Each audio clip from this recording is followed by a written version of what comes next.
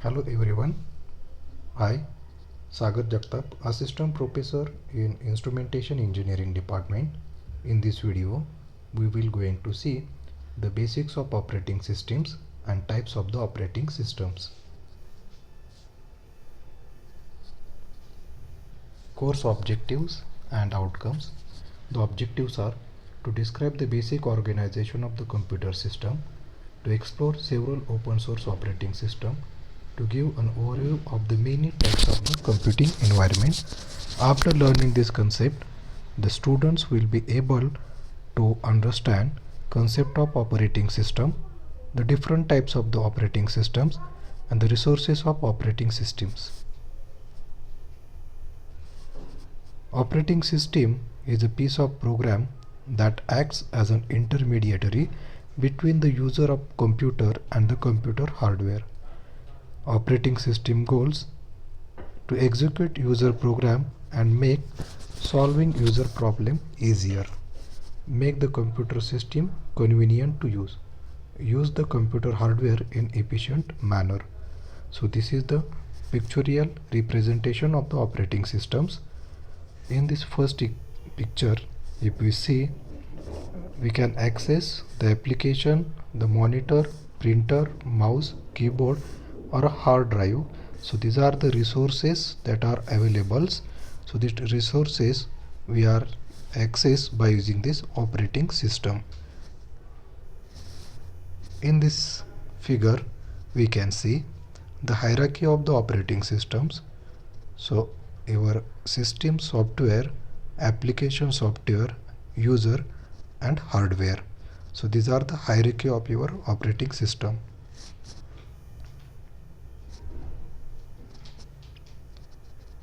More elaborately, we can see the abstract view of the computer systems. If we see this system, then the computer hardware, the operating system, and the systems and programs.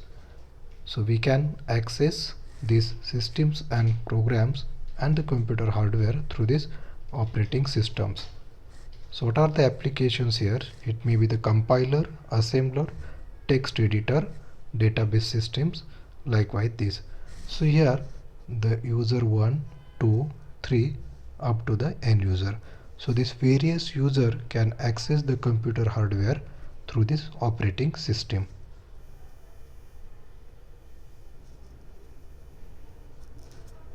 So computer system components, hardware, it provides the basic computing resources like the CPU, memory, I/O devices, operating system, controls and coordinates the use of hardware among the various application programs for various users. Application programs define the way in which the system resources are used to solve the computing problem of the users. The users may be the people, machines, and other computers. The memory layout for the simple batch operating system. In this first figure, when there is no any partition, so this is merely called as a bare machine. Now if I divide this memory into the two portions, so first one is a operating system and second one is a user program.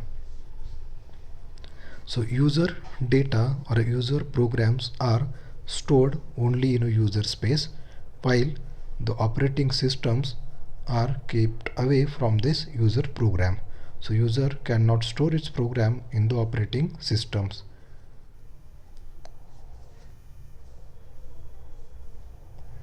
Now this time sharing system or a interactive operating or computing system.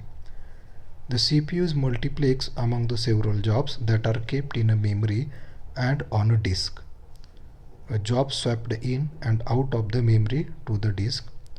So online communication between the user and the system is provided. When the operating system finishes the execution of one command, it seeks the next control statement from the user keyboard.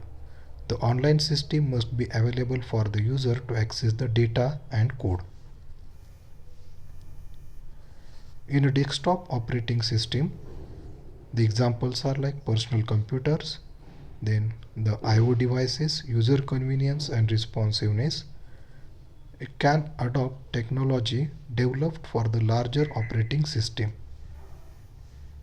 The parallel system, multiprocessor systems with more than one CPU in a close communication. The tightly coupled systems are processor share memory and clock. Communications usually takes place through the shared memories. The advantages of parallel systems are it increase the throughput, economical and increase reliability. Then the symmetric multiprocessing, each processor runs an identical copy of the operating system.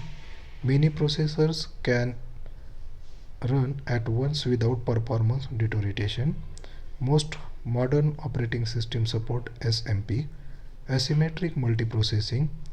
Each processor is assigned a specific task. Master processor schedule and allocated work to slave processors, more common in extremely large systems. In a distributed system, they distribute the computation among the several physical processors. The loosely coupled system, each processor has its own local memory.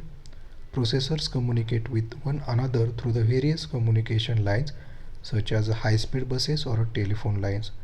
The advantages of the distributed systems are resources sharing, computation speed up, reliability, and the communication.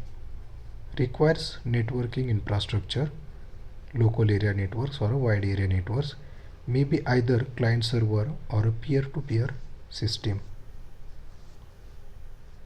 The clustered system, clustering allows two or more systems to share storage. It provides high reliability. Asymmetric clustering, one server runs the application while the other server standby. Asymmetric clusters, then the handheld system, the personal digital assistants, cellular telephones. The issues are limited memory, slow processor, and the small display screens. Real-time operating system, often used as a control device in dedicated applications such as a controlling scientific experiment, medical imaging system, industrial control system, and some display system. This is well-defined fixed time constraint. The real-time system may be either hard or a soft real-time.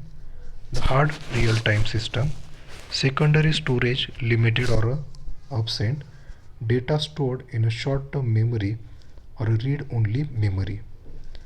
Conflict with time sharing system, not supported by the general purpose operating systems.